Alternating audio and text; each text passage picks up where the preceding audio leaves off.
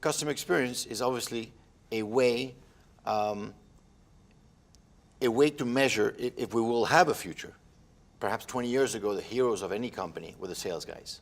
They could bring customers in. I think that now the world is fair. Sales guys are heroes, but so are we, because we make sure they stay. And I think it is equally important. I think the more that we mature, and that CX maturity, model that we all look at, I don't think that means it ends. I think that means it makes it more credible, more needed, more valuable, more measurable, more of a contributor. You can tie what we're doing to outcomes, which is what I think a lot of us probably are thinking the most about now. Absolutely. Is how do we actually tie it to outcomes? I think we've got a long runway. I feel like we're just getting started, and we have a very complex scenario here. But again, it gets back to, if you are customer-centric, then are you just a little, is your NPS score just a little bit better, or is there some huge difference because you've created a culture that's inside out or outside in, and there's no question as to why you exist as a company, and you're going to be rewarded by your customers and your stakeholders because that existence is different.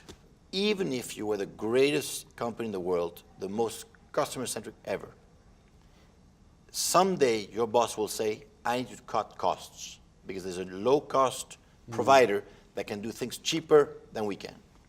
If we don't exist and we're not part of the decision of where to cut costs, which will alter the customer experience, and we're not able to say, if we cut this, we will lose a customer. If we cut this, we'll upset him, but we won't lose him. Then it becomes a good decision.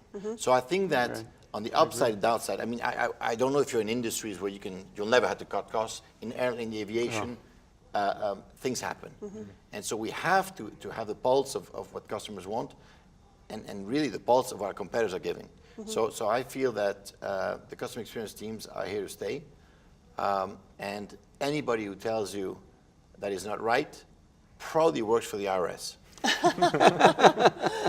Well, and I think you said something that I thought you were picking up on, but it's a word that we use a lot, and it's sustainability.